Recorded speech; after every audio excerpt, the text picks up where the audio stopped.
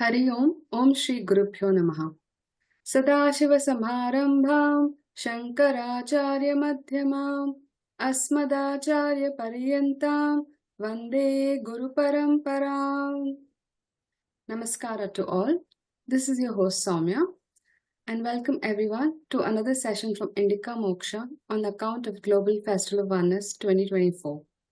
This is a month-long festival on Adi Shankaracharya Bhagavadpada, covering various aspects and topics of Advaita Vedanta.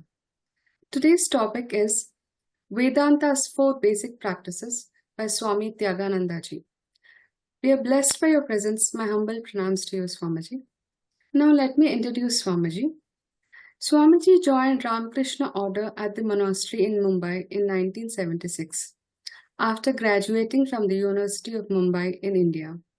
He received Mantra Diksha from Holy Mother's disciple Swami Vishveshwarananda ji and his monast and sannyasa vows from Swami Gambhirananda ji.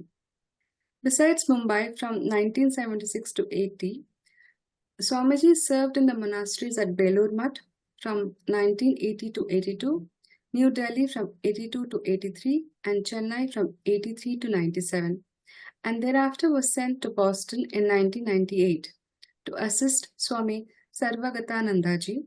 He is the Hindu chaplain at the Harvard and MIT since 1999.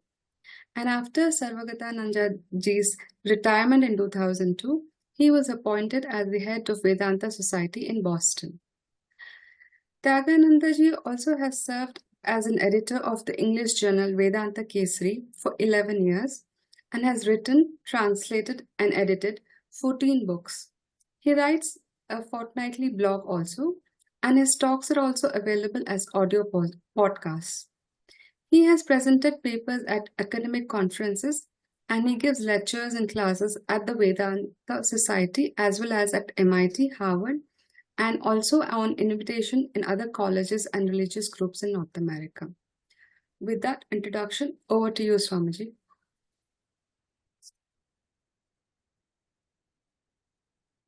Om Asato Ma Satkamaya Tamaso Ma Jyotirgamaya Mrityor Ma Amritam Gamaya Aviravir Mageti Rudrayatte Dakshinam Mukham Yenamam Pahi Nityam. May the Divine lead us from the unreal to the real, from darkness to light, from death to immortality. May the Divine Consciousness fill our hearts and protect us. Namaskar, everyone. So our topic today, this evening, it's morning in Boston, but evening for many of you who are tuning in from India. The topic is Vedanta's 4 basic practices. In Sanskrit, these call it sadhana chatushtaya. So one of the first questions any Vedanta student needs to ask themselves is, why am I studying Vedanta? What's the purpose behind it? And broadly speaking, we can at least think of 2 possibilities. One is out of intellectual curiosity, that here is a way of thinking of a centuries-old philosophy, and one wants to know what it has to say, whether it makes sense, whether it's logical or not, and so on. The second reason, and there could be many others, but the second major reason will be, if moksha is the goal of life, that I want to get out of this circle of samsara, then this way of thinking, this way of living, this way of practicing will make me free. So am I seeking intellectual satisfaction, satisfying my intellectual curiosity, or truly I have this deep spiritual hunger that I want to find an answer to some of the basic questions of life? Now, many of you have been hearing these Vedanta talks in this series as well as in your studies before or after. We know that the the primary practices of Vedanta, just three really: Shravana, Manana, Nididhyasana. Hearing the truth, then reflecting on it, and then deep meditation, deep exploration of the truth called Nididhyasana. I asked my Vedanta teacher, under whom I had a chance to study for many years, and what he said was very fascinating, that it's not necessary that all of us have to go through all these three steps. That for an Uttam Adhikari, when a student is completely fit and ready for the highest teaching, all that they need to do is hear the truth. It's like the ground is ready. And so when that kind of a fittest student goes to the teacher's place, and all the teacher has to say is, Tattvamasi. You are that infinite being. You are that source of all truth. And the student at once gets the knowledge, Aham Brahmasmi. I am the infinite one. There is no more practice involved more than that. But clearly, for many of us would have noticed, even those of us who have studied Vedanta for months and years, not only have we heard this, both from our teachers, also from other sources, that you are the Atman, that Sarvam Khalu Idam Brahma, everything is filled with this divine reality. God is all pervading, and so on. In many different ways, that same truth gets conveyed. And yet, Aham Brahmasmi experience doesn't come. Intellectually, we can appreciate it, but experience doesn't come. And the reason for that is there are two obstacles on the path. And first is, they say, is asambhavana. There's the doubts come in the mind. That's not my present experience right now. How can I say I'm the infinite one? How can I say I'm divine when I see myself as very human?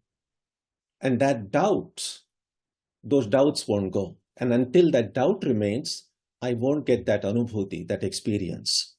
And in order to remove that doubt, I then need to reflect on it. And that is what mananam is.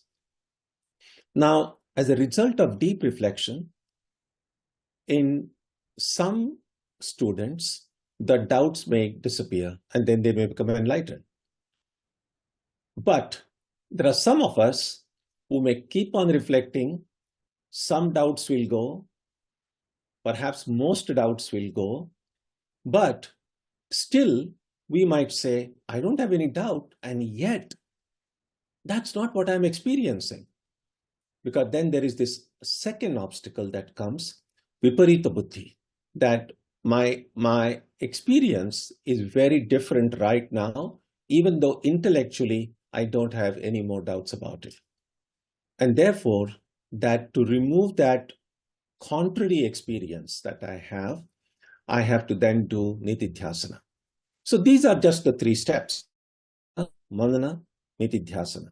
Hearing the truth, reflecting on it, and deeply meditating on it.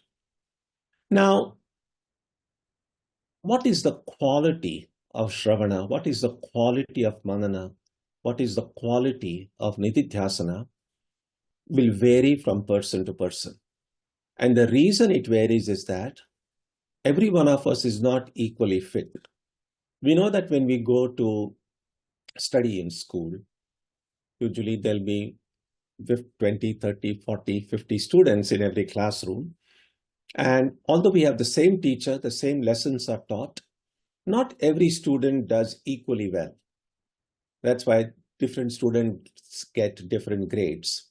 And the reason for that is the ability to absorb the teaching, the ability, the fitness to receive a teaching varies from person to person. And unless and until we have become fit for it, the truth will not shine in our heart. So if at any point we may have the doubt in mind, I've been meditating for so long, I'm praying, I'm doing Shravana, I'm Manana, Nididhyasana, I've been studying Vedanta texts, I've studied all these Upanishads, I've studied the Prasthana-traya, all of that, and yet maybe a little bit of progress has occurred, but not much. I still feel I'm still the same person, pretty much quite far from the other shore of the samsara. And that can only mean sometimes people just blame the external forces. It's because the teacher isn't good, because I haven't read the right books. Maybe I should do some more reading.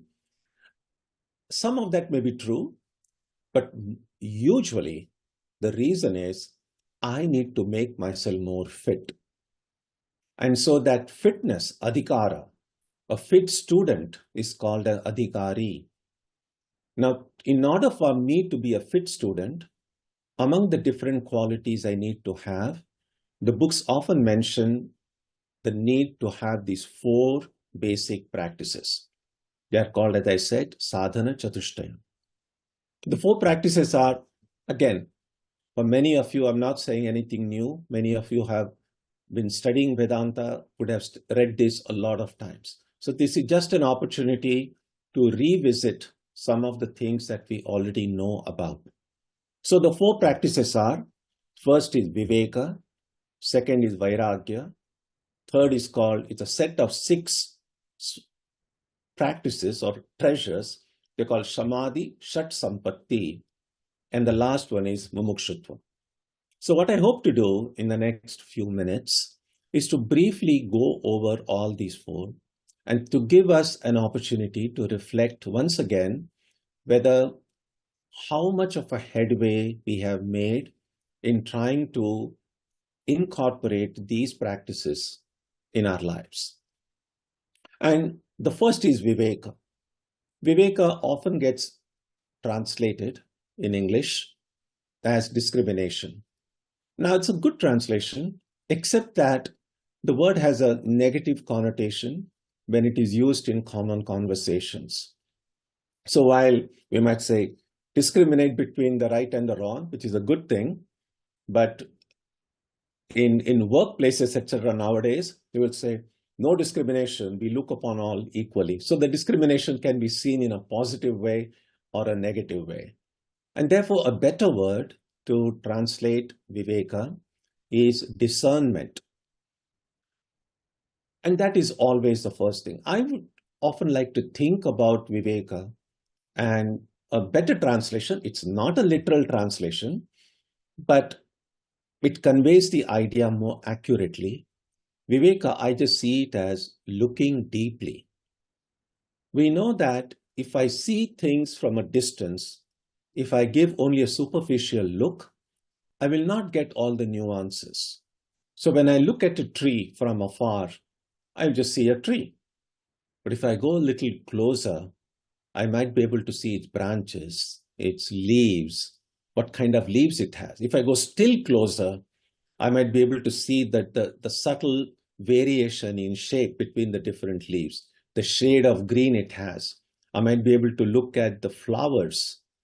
If I go still closer, then I might even be able to notice some tiny insects or little ants crawling up the tree.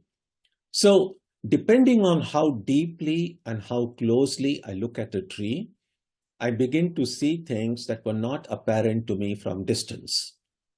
Exactly in the same way, when we look at the world around us, from afar in a superficial sort of way, the world looks one way. But if I look deeply, then I begin to notice things that were not apparent before.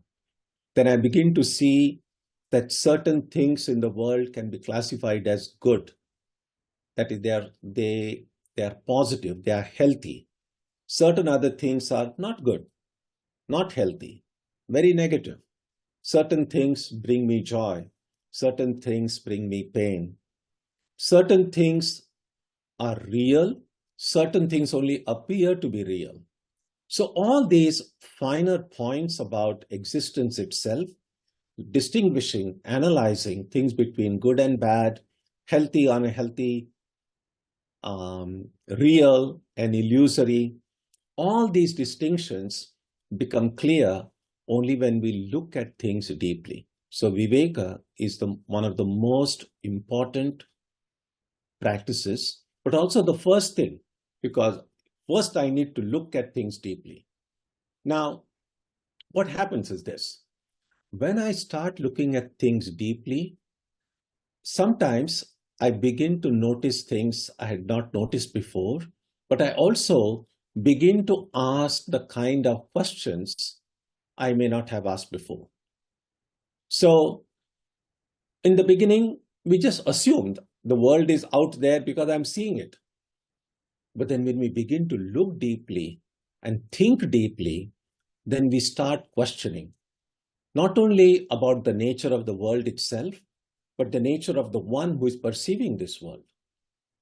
And that is why in Vedanta texts, when they give definition about Viveka, they often give in terms of distinguishing between the real and the unreal. The recognition that ultimate reality, often referred to in Vedanta text simply as Brahma.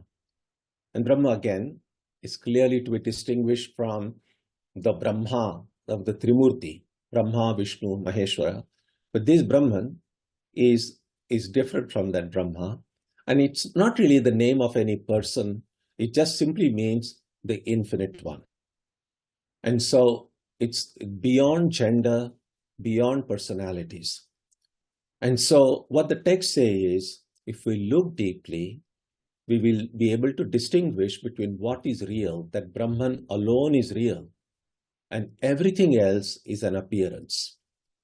So this understanding, it's purely intellectual at this stage, but looking and seeing that there is reality, and then there are things which don't appear as they truly are, that awareness is called Viveka. And so a student of Vedanta, in order to be a fit student, in order to be adhikari, we need to cultivate consciously this habit of looking at everything deeply. Now, we can't say, oh, I need to do that only when I'm doing my sadhana, because the mind that we employ in our sadhana is not different from the mind that we employ in our day-to-day activities. So I cannot say, oh, the rest of my life can remain superficial, but only when I study Vedanta, only when I'm meditating, I'm going to look deeply. It doesn't work that way because the mind is the same. In other words, that Viveka must become so ingrained in me that should find expression even in my day-to-day activities. Even when I'm brushing my teeth, even when I go to office, even when whichever workplace I'm engaged in, I must learn to look deeply at everything. Because then that becomes the mind's second nature, when I sit for prayer, sit for meditation, that Viveka will naturally come. I won't have to just switch it on and off. You cannot switch it on and off. So Viveka. Now, once I am able to distinguish between right and wrong, good and bad, and so on, the next stage is, of course, obviously, that I must hold on to what is right, hold on to what is good, and try to keep away from that which is bad, that which is unhealthy, that which is painful. So, detachment, Vairagya, that is the second of these basic practices. Raga means attachment. Viraga, Vigata Raga, that Raga attachment has gone. So probably a more accurate translation would be non-attachment, but we could use the word detachment, that's fine. So Vairagya or detachment naturally follows discernment, because once I have distinguished between right and wrong, good and bad, real and illusory, the obvious next step is to then detach myself from everything that is bad, everything that is negative, everything that is illusory, and hold on to what is right, what is good, what is real. So, but that is Vairagya. Now, we know that's tough. The reason that's tough is there is these samskaras within us. And samskaras are the mental impressions that are gathered through every action that I do, every thought that I think. And the samskaras have a way of dragging us in a direction in which those experiences will be replicated. And that is why sometimes intellectually we may understand what is right and wrong, and yet we cannot stop ourselves from doing what is wrong. And that is where detachment becomes important.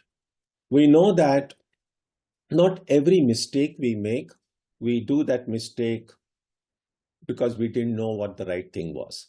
In fact, most of the things we do in life, we know exactly we shouldn't be doing them, and yet we do them.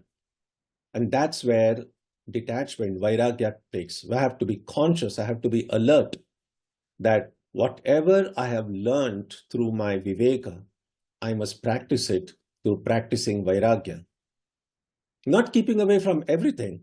I must hold on to what is good for my spiritual progress, but find a way to detach myself from everything that is holding me back from reaching the goal.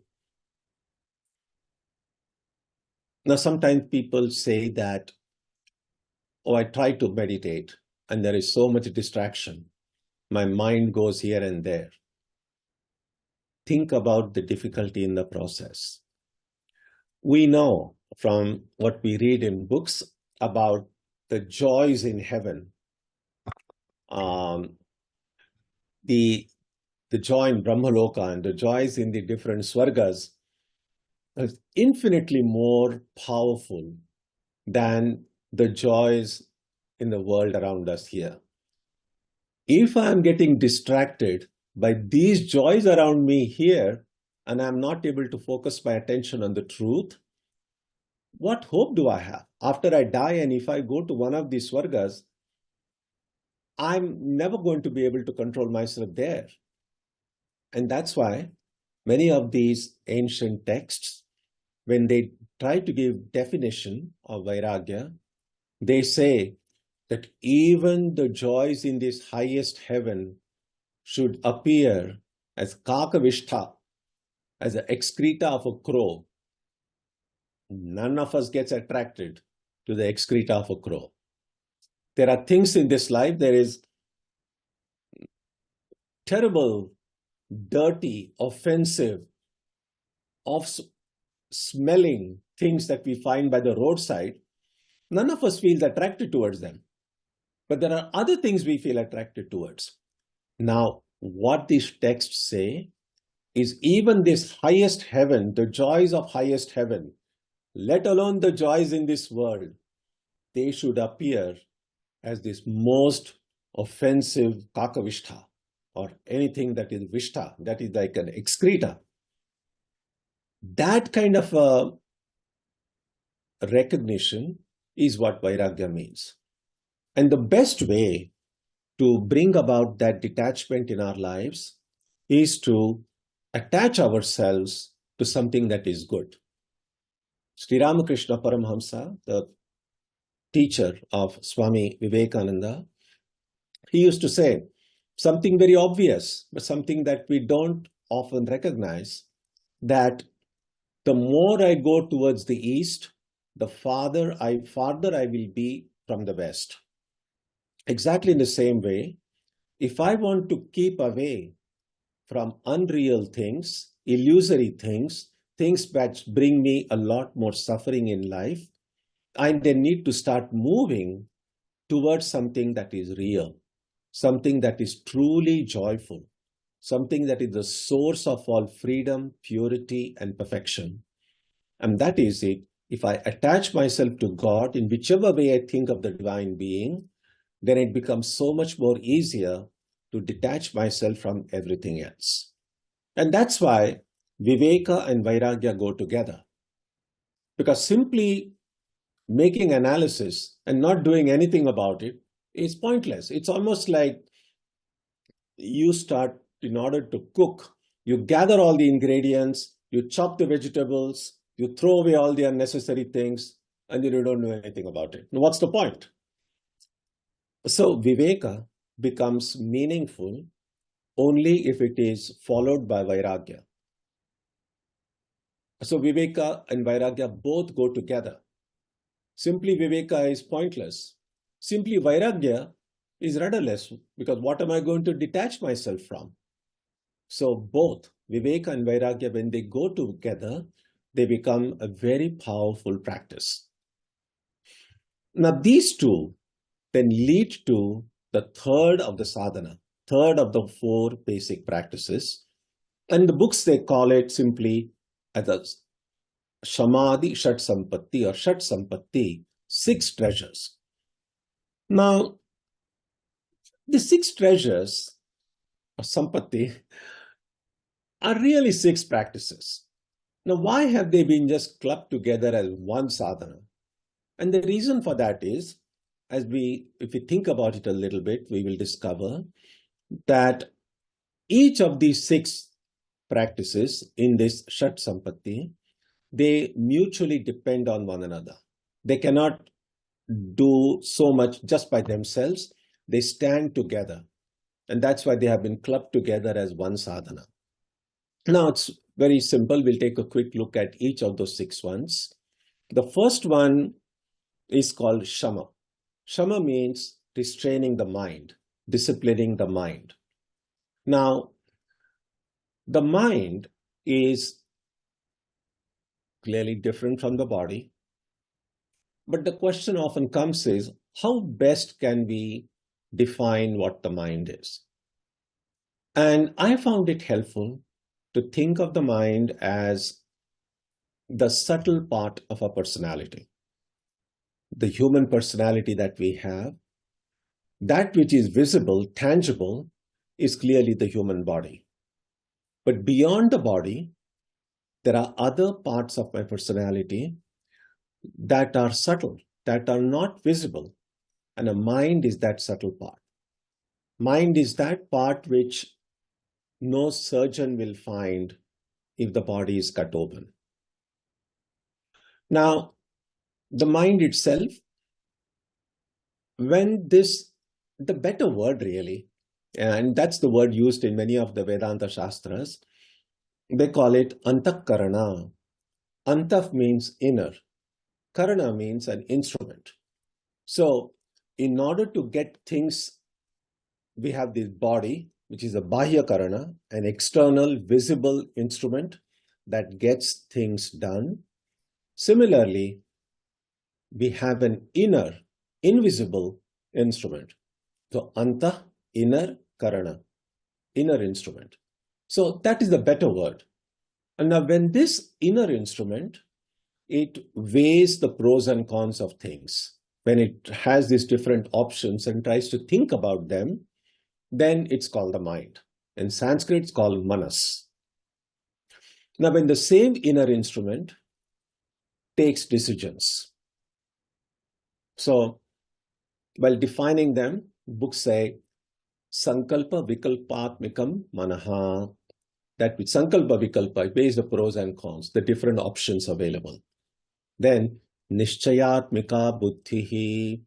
So, once that aspect or that function of the inner instrument, which makes a determination, which takes decisions, when it does that, it's called Buddhi. The same inner instrument is often thought of as a kind of a repository, as a kind of a container, which holds together all the thoughts, emotions, feelings, memories, all of these things, the potentialities of all the karma that we have done and will do. So when it's seen as that kind of a container, we call the inner instrument Chitta. And because this inner instrument also gives us the sense of I, it's called Ahankara, or the ego. Now, all these different names, Manas, Buddhi, Chitta, Ahankara, and so on, it's not helpful to think of them as some kind of a compartments in the mind. They are not compartments. They are just different functions that this inner instrument does. It also coordinates the data, the information that the 5 jnanendriyas, the 5 senses bring to it. And so sometimes the inner instrument is thought of as the 6th sense, But inner instrument is a better word. But popularly, people just say mind. And that's okay. So long as we remember that the mind has all these different functions. And it's a whole collection, really. Again, there are not many minds. It's just one subtle part of the personality, but depends on the different functions. We give it different names and we think of it in various ways. And in Western psychology, they sometimes even divide this mind. Again, all of this is helpful for a deeper understanding of how the mind functions, about the conscious mind, and the aspect of the mind about which we are mostly unaware most of the time. That's called the unconscious part of the mind. So this mind has been sliced and diced in many different ways, and people have tried to figure out what it is. Now, this mind, I referred briefly earlier to the samskaras. So these samskaras are very powerful, and they nudge us in the direction of repeating an action or a thought. Now, the samskaras cannot force us into doing anything, but samskaras lead to vasana or desires. Now, which desires to act upon and which desires to just reject, that depends on the will. And so the willpower that we have is really important here, because the decision that because we know there are many desires rise in the heart. We don't act upon all of them immediately. For instance, now, suppose I have a desire to drink a hot cup of coffee. I can't act upon it and say, now I'm speaking here. I can't be drinking coffee now. So I keep that desire aside, and maybe after another half an hour, I might drink a cup of coffee. So that decision of what to do with these desires that grow in the heart, which one to act upon immediately, which one to reject, that's taken care of by the will. Now, how to make the will strong? Because sometimes the mind should normally, if it follows the rules, everything goes smoothly. Viveka, I have distinguished between good and bad, healthy, unhealthy, real and illusory. Detachment, I have tried to then keep all this away. But oftentimes our Viveka is very feeble. It's not strong. Our detachment, Vairagya, is also feeble. It's not strong. And that is because both Viveka as well as Vairagya, where do they start? It occurs in the mind. So the strength of my Viveka, the strength of my Vairagya will depend on the strength of the mind. How to make the mind strong? How to make the mind powerful? Because the mind that is weak cannot control itself. And shama, which really means disciplining the mind. The best way to discipline the mind is through following a life of dharma. Dharma is a very generic term. It has a very broad connotations in the tradition. And it simply means everything that is right, everything that is good. So if I can build my life on the strong foundation of a moral and ethical foundation, then the mind becomes strong. A person who is completely moral becomes very strong inwardly. And that strength is what makes the practice of shama, disciplining the mind, easy. So when we say that my mind is getting distracted at the time of meditation, we don't have to then, because sometimes there is always a very childish tendency to blame things outside of ourselves. We say, oh, this is because of that is happening, because of this reason I'm not able to meditate. The reason is that we all have to be humble and honest that if we find it difficult to concentrate, if we find it difficult to control our minds, no one else needs to be blamed for it. Just means that my mind is weak. I haven't disciplined my mind well. Those of you who have a dog at home, a pet dog, know that if I don't train the dog well, and the dog doesn't listen, then it's a nuisance. You don't enjoy so much. But if it's a well-trained dog, a dog who does exactly what you say, then it's such a great joy to have that dog. That dog can bring so much joy to us. The mind is exactly like that. And the mind, we have to be, of course, we have to take care of our body. We have to be healthy and so on. But we have to take even more care of our mind. Because in every life, we get a new body. But we don't get a new mind. The same mind that I have now has been with me through all of my past lives.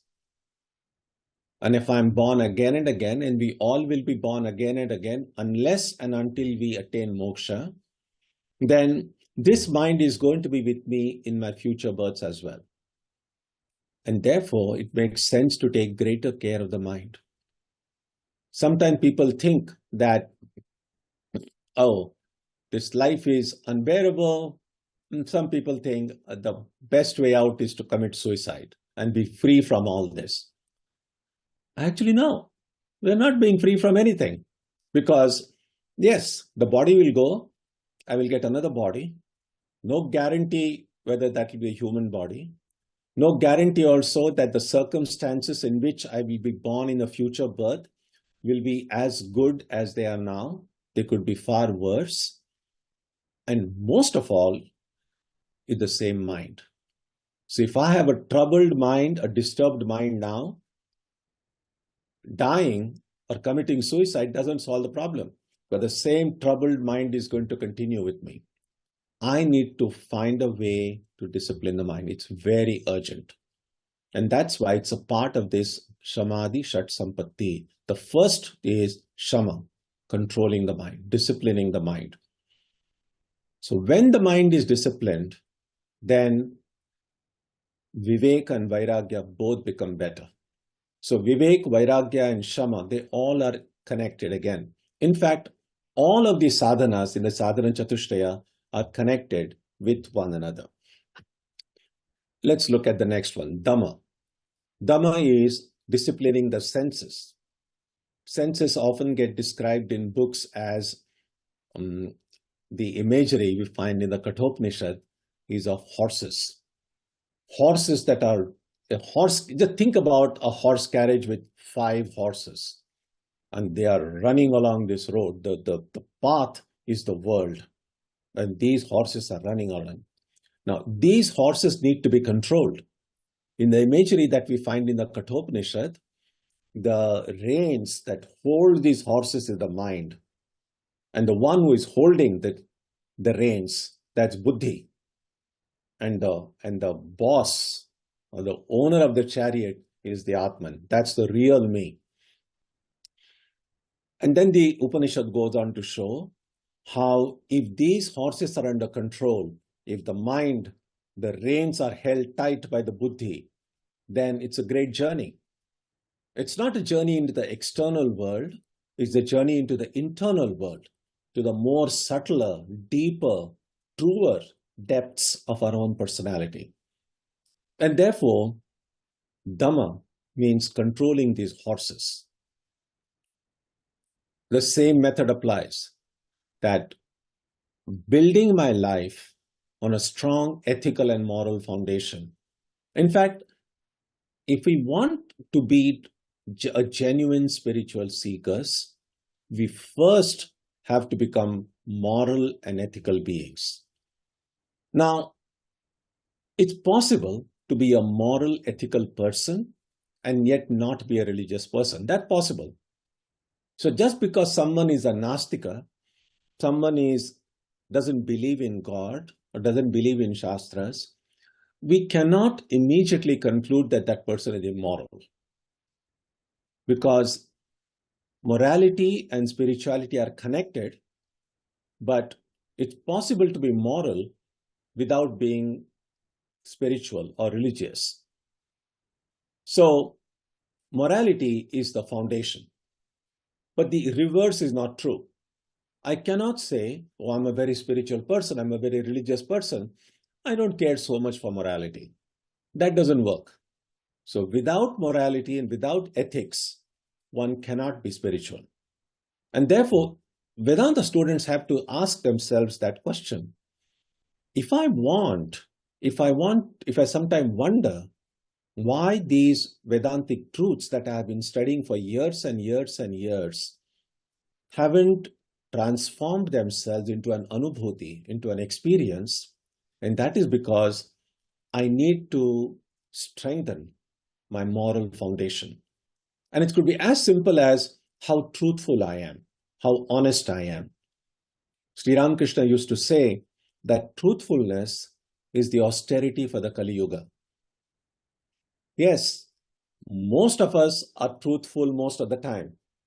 But it's not so much about a question about if someone asks me what the time is and I tell the right time, say, oh, how truthful I am. Well, that's fine. But the test of truthfulness occurs when there will be situations in life when telling the truth, I will stand to lose something. Or telling a little bit of a falsehood, I'll stand to gain something. Even in that situation, can I hold back from that temptation of telling a lie? That's the important thing. Then the truth becomes a virtue. Look at the life of Raja Harishchandra. That he lost his kingdom, he lost his family, but he held on to truth. And ultimately, of course, everything came back to him. That's why when India became free and they wanted to choose a motto for the new country, they chose Satyameva Jayate from the Mundaka Upanishad. Satyam, do we truly believe that truth alone wins? When we look at the world around us and then sometimes say, oh, everyone's telling lies, everyone is compromising, people are selfish. What it shows, besides other things, what it shows is people don't believe in the power of goodness. And sometimes that kind of a thing might occur in our own heart. When we look, even for a spiritual seeker, we look at people around us and they seem to be telling lies, cheating, bribing, and going ahead. And someone who is honest might think, oh, if I'm too honest, if I'm too good, I'm just going to be left behind. And so in the name of practicality, somehow feeling that just because everyone does it, I can also do it, and somehow I'm justified in doing it because everyone is doing it, shows, first of all, that I don't have that faith in the power of goodness.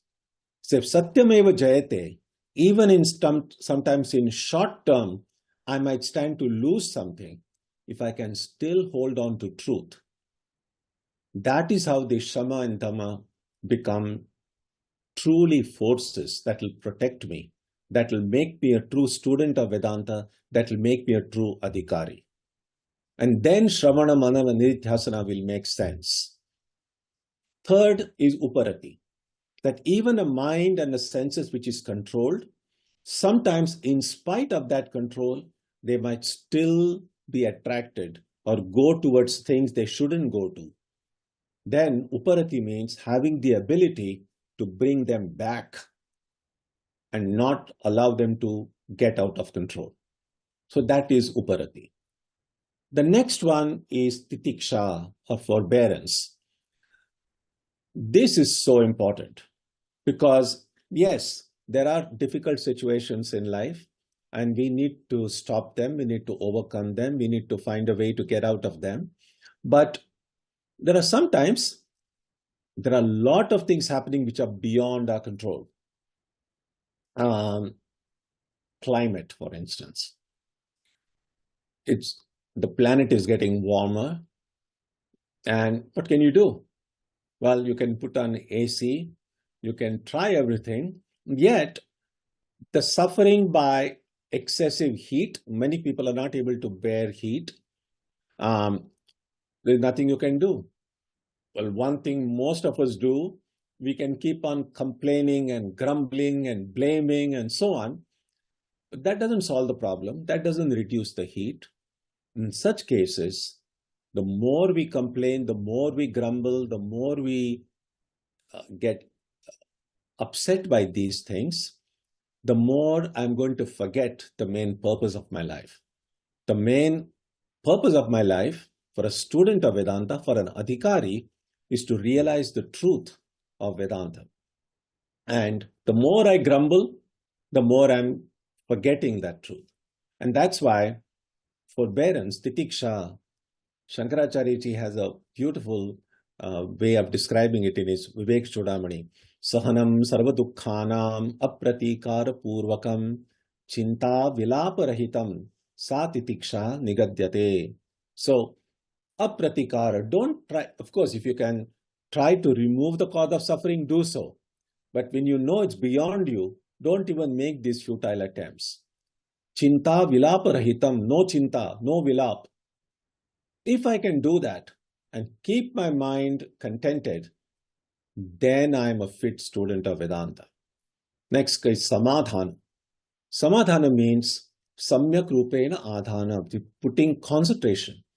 That once my mind is controlled, my senses are controlled, I have the ability to bring the mind back every time it strays out. I'm able to forbear all the ups and downs that are occurring outside of me. Then all I need to do now is to keep the mind focused on that truth. And finally, Shraddha. Shraddha is the basis of all practice. In fact, without Shraddha, we will not even undertake any practice. Because we know that any kind of a practice involves investment of one's time and energy. Even if you have to study Vedanta, you're investing your time and energy into it. Now, why would you invest your time and energy into doing something if you're not sure that you're going to gain something from it? And therefore, even to begin taking Vedanta seriously, even to start reading, trying to understand, trying to practice, we need to have some faith that I'm investing my time and energy into something that is worthwhile. Once we get an experience, once we have some kind of anubhuti, then faith is probably no longer as much necessary, because then we know it works. But before that first anubhuti comes, first experience comes, it is faith that holds us together. We know in the beginning of the Kathopanishad, in the very beginning, we are told, Shraddha avivesha. Shraddha entered into the heart of Nachiketa. And because of that Shraddha, then, he turned out to be such a brilliant student and then became enlightened himself when he was taught by Yama in that little book. So, Shama, Dhamma, Uparati, Titiksha, Samadhana, Shraddha. This set of practices together are called Shat-sampatti. And we come finally to the fourth and the last of these basic practices. It's called Mumukshutva, the intense longing to become free. Now, oftentimes we hear about dharma, artha, kama, moksha, and I've seen people repeating, oh, moksha is, according to Hinduism, moksha is the goal. But moksha doesn't become a goal just because the books say so. In order for that goal to become real for me, right now, I must feel I'm in a state of bondage. Because only if I feel I'm not free, not simply emotionally, deep down, if I feel, oh, I'm already such a free person, I already have freedom, then what other freedom am I seeking? At some level, I must feel, in spite of these little bits of freedom I might have in my life, deep down, I'm not free. So when that awareness of bondage comes, then alone that longing, that hunger for truth will come. That is essential practice as well. Sri Ramakrishna used to give the story of a young student who asked the teacher, when will I realize God? When will I attain the highest truth? And he kept on asking that question. And so once the teacher said, okay, you come with me. He takes him to a river. And then he said, okay, let's just take some bathe in the river. That's like a dip in the river. So they both enter inside, and as soon as they go in, the teacher holds the student's head, pushes it underwater. Student was confused. Why is my teacher? He's trying to kill me? And then the teacher holds the student's head, and then after some time, obviously, allows him to come up. And the student is like gasping for breath. And then the teacher says, how did you feel when I held you down underwater that way? And then the student says, oh, it was terrible. It was awful. I just felt, I just need air. There's no other thought in my mind. I just need this fresh air. And the teacher then told him, when you feel the same way about God, about truth, about being liberated, that's the time you will be liberated. And that's what the height of Mumukshutva is. In Vedanta Sara, they have this beautiful phrase. It says, Deepta Shira Jalarashimiva, which means, if my head were on fire, then what would I want most? I'll be running here and there to find some water to put out that fire. While I'm running about with my head on fire, someone says, why don't you wait a minute, eat some rasagullas and go. And I don't want rasagulla, I want water. Do we feel that way right now? If I say I'm a bhakta, do I want God with that intensity? Most of us might feel my daily life just goes on just fine without God. So that hunger is what's most important. So these are the four basic practices: Viveka, Vairagya, Shat-sampatti, and we saw what those are: Shama, Dama, Uparati, Titiksha, Samadhana, Shraddha, and then finally Mumukshutva. So these are the four basic practices. The more we intensify them in our life, the more fit we will become, the more adhikaris will become. And with that fitness, when I do Shravana, Manana, Nididhyasana, then alone I'll be truly liberated.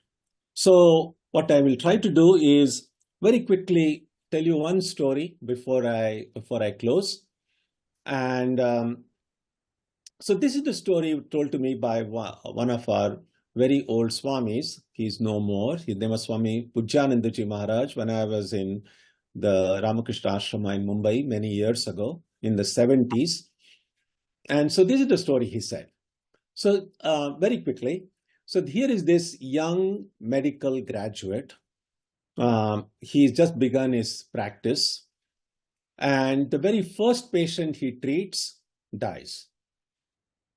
And of course, that's not a very auspicious beginning for anyone's career. And the first 2 or 3 patients come and they all die. And of course, the word spreads and people feel this doctor is terrible. Don't go to this doctor because then you won't survive. And of course, nobody starts going to him. And this doctor is upset. He's like, I've spent years getting this degree and now my career is gone because nobody is coming to me. But this doctor was a very religious person. So he said, who takes away my patients? It's taken by Yama takes away my patients. And so he says, I need to find an explanation why Yama is doing like this. And so now how do you get in touch with Yama?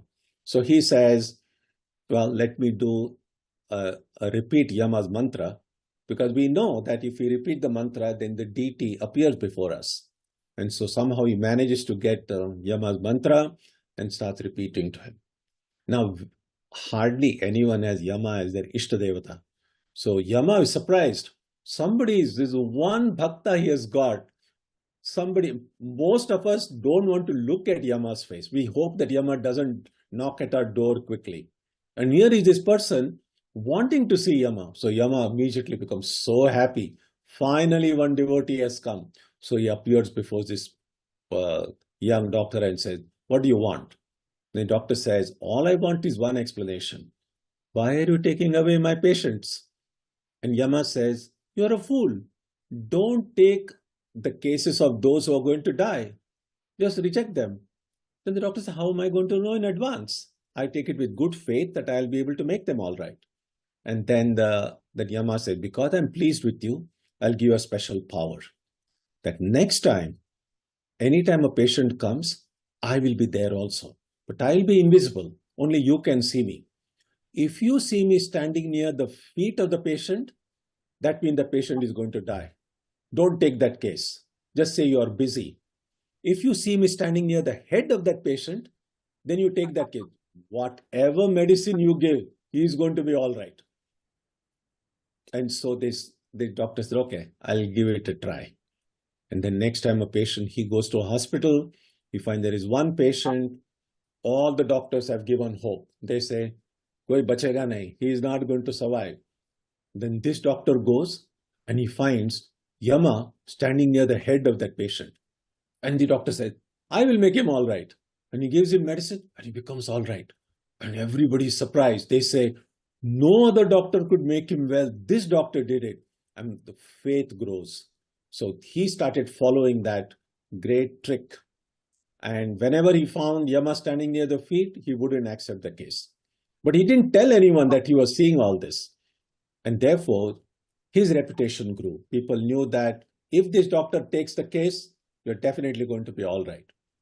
So he became very famous. He built up a big practice, 25, 30 years passed that way. By this time, he had his own hospital. He'd become a much respected, very famous physician by then. One day, after 25, 30 years, he had tired after a day's long work, comes home, has a heavy dinner, goes to sleep. Around midnight, he hears a sound in his bedroom. And he just wakes up. He finds Yama standing near his own feet. And then, suppose this is his bed, and this is where he's lying, and his feet are here, and Yama is standing here. So then, this doctor in that lying position goes around horizontally, so that his feet go in the other side. Then Yama runs around the bed and comes here. As soon as Yama comes here, he again turns on his bed. Yama has to run around because Yama wants to take him and wants to be standing near his feet. Every time Yama has to go near his feet, he keeps on going round and round and round and round. Finally, Yama gets tired of running around the bed like that. And then he says, okay, stop. And he asks his doctor, it is physically impossible to go turning around the bed in a horizontal way the way you did. How could you do it?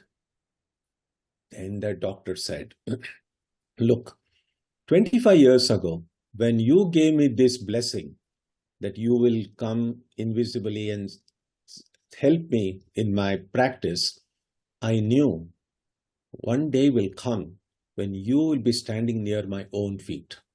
So from that day onward, for the last 25 years, every day before going to work, I'm practicing this. It's almost like a yoga practice, going round and round so that I'll be ready when you come. And this was the story because something that is important for us. We speak about death. And of course, depending on our age, generally, young people don't even want to think about death because it seems like something that's going to happen, but it's far away. As we grow older, it doesn't seem that far away. And of course, if someone has a terminal disease or is sick, then they are almost like, oh, it's very near. And so the truth is that we don't have to be old in order to die. We don't even have to be sick in order to die. Any one of us, any day virtually, can be the last day of our life. And so if we remember this story, that I must be prepared in advance, I must be prepared for that last moment. And this is a very helpful practice. Not thinking about death in a neurotic, obsessive sort of way. There is an unhealthy way of thinking about death. But if we can think about death in a positive way, then this hour of death, keeping before our mind, gives us that urgency of the situation. Then I know how important my practice of prayer and meditation are. How important each one of these practices, Viveka, Vairagya, Mumukshutva, all of these things are so important, so vital. Because without that, I'm going to remain in this samsara chakra, going through all of these things. And so it is helpful to not think of Vedanta as simply some kind of an intellectually stimulating way of thinking, but something that can truly free us, something that is very practical and very, very important for all of us. So these are some of the thoughts I thought I would share with you today. And I hope some of these ideas may be helpful. And I would encourage you, even though you have been continuing to study or may not have studied much of this before, to take these things to heart so that our lives can become truly blessed. I invoke the grace and blessings of Bhagwan Sri Ramakrishna, Sharda Devi, Swami Vivekananda, that through their infinite grace, through the grace and light and path shown to us by Adi Shankaracharya, that we may all find that light and joy and bliss in our own lives. Om Shanti Shanti Shanti Harihi Om Tat Sat Shri Ramakrishna Arpanamastu.